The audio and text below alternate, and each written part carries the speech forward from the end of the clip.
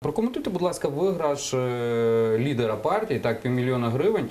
Це було 3 частинами, фактично 3 виграші в лотерею Олегом Ляшком. Коментую. Все дуже просто. Це футбольний тоталізатор. Олег Валерійович Ляшко вболіває за Шахтар Донецький. Останнім часом. Ні. Погодьтеся, останнім чи ні? Олег Валерійович, він з'являється в костюмі Шахтаря і з шарфами Шахтаря останнім часом. Якщо ви відкрутите навіть рік-два роки тому його сторінку в Фейсбуці, ви побачите, що... Погоджуюсь, рік-два тому співпадає, але не 5 тому. І 4. Він вболіває дуже багато років за Шахтар. Це правда. Тобто він грав на футбольному тоталізаторі? Так, він грав на футбольному тоталізаторі. Більше того, признаю, що і я граю на футбольному тоталізаторі. Ось так. Тільки гральні автомати, як громити ходите? Ні, одну секунду. Тільки я вболіваю за Динамо Київ. І це, до речі, наш... Це не є секрет. Да, і це, до речі, наш конфлікт єдиний. Світоглядний також. Світоглядний у вболіванні за різних команд. Ну, я там не ставлю великі ставки. Наприклад, коли Динамо виграло в Янбойза, я виграв 5 тисяч гривень. А 5 мільйонів? Скільки поставив Олег Валерійович, щоб виграти ці кошти? Які 5 мільйонів? $500 000, перепрошую. Ну, там 3 траншами, я думаю, там чи 20, чи 10 тисяч гривень. Тобто це футбольний тоталізатор, да. Так? А звідки Олег Валерійович взяв ці гроші? Ну, в нього ж в декларації записані гроші. Тобто, ну, це зрозуміло. Ну, просто я хотів уточнити, чи з депутатської зарплати, чи з декларації стоїть? Дивіться, і в нього... Тобто в нього є обігові кошти, щоб ставити на тоталізатор 20-30 тисяч гривень? Він поставив на свою улюблену команду. Це не тоталізатор в тому розумінні, як, наприклад, ми його розуміємо, коли про кінські там забіги йде мова.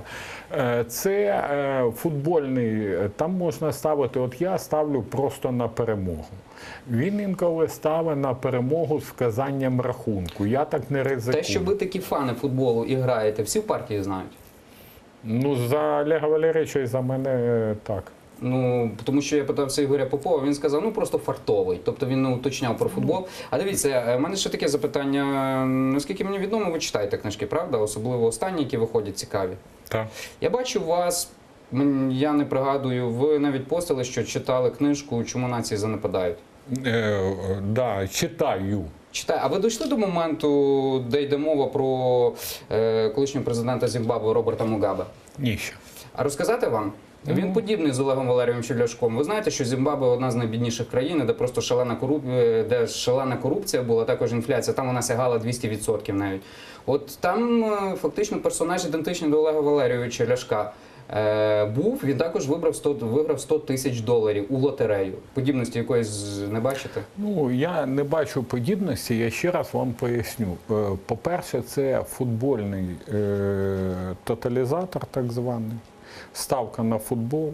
По-друге, до автоматів я як відносився, так і відношусь так само. І просто Олег Валерійович громить автомати. І Олег Валерійович, і я громимо автомати. Але граєте одночасно. Стоп. І виступаємо проти автоматів. І поясню чому. Тому що це для дурілки картонної, Любомир.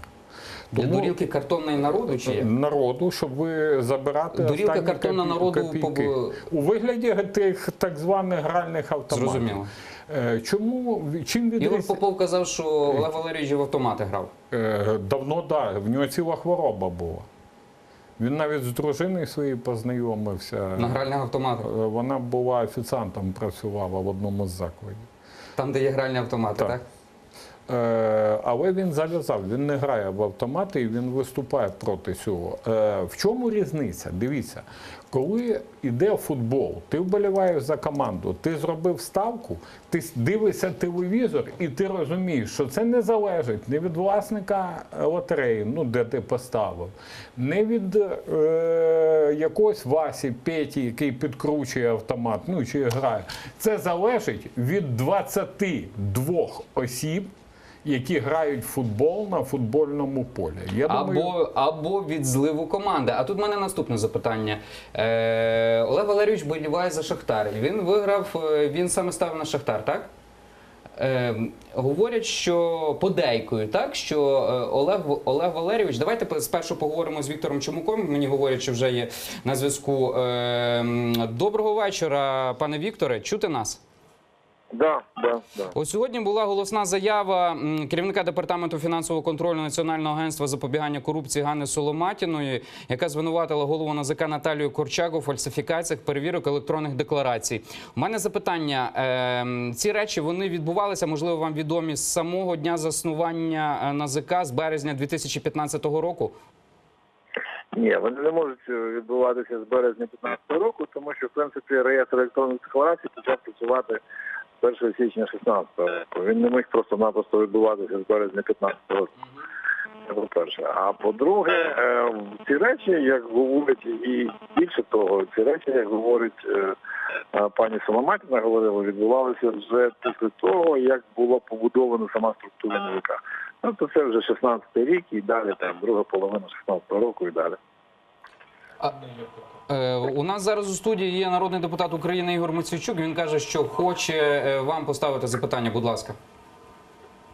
Пане Вікторе, скажіть, будь ласка, а вам не здається, що протягом останніх днів, часу останнього, оці крисині бої між антикорупційними органами дискредитують саму ідею боротьби з корупцією?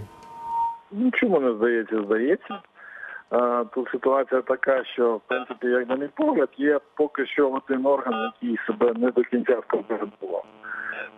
Я зрозумію, що ви будете казати, що це не так, що він теж такий же самий скомпрометований, але по факту я просто-напросто бачу, що якраз таки діяльність НАБУ дуже сильно всіх не влаштовує.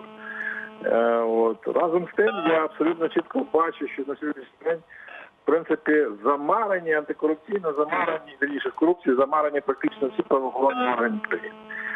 Ми говоримо про НАЗК, а я зараз сижу і читаю фантастичні за своєю ідіотизмом рішення, яке є по відношенню нафтопродуктів Курченка. Я сьогодні бачу, що по одним і тим самим нафтопродуктам є два рішення Суворовського суда Одеси і Приморського суда Одеси, і вони суперечать одне одному. Один задовільняє спецконфіскацію, інший відмовляє спецконфіскацію. Уявіть собі, що це таке, два рішення за одним і тим же фабулою, по одному тому ж людині упроваджені, і оба рішення вступили в законну силу.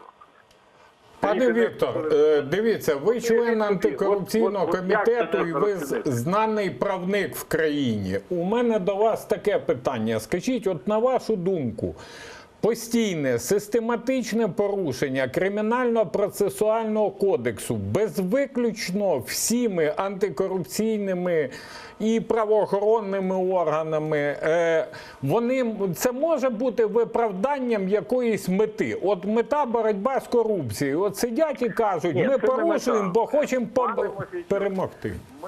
Ми з вами політиками, і ми з вами абсолютно чітко розуміємо, що така правоохоронна система є продуктом політичної системи, є частиною політичної системи.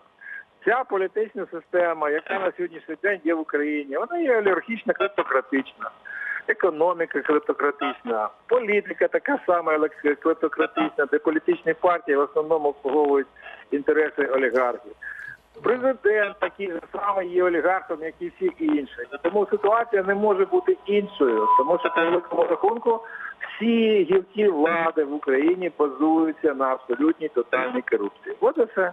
Дякуємо Віктору Чумаку. З нами на зв'язку був Віктор Чумак, народний депутат України. А ми продовжуємо розмову з Ігорем Мосійчуком, також народним депутатом України, Радикальна партія Ляшка.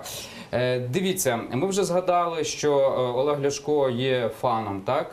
Я скажу навіть по-італійськи, тіфозі футбольного клубу «Шахтар». А чи не пов'язано це з тим, що Олег Ляшко тісно спілкується з власником футбольного клубу «Шахтар» Рінат Ахметов? Часто про це говорять. Ви докази можете надати? А їх немає.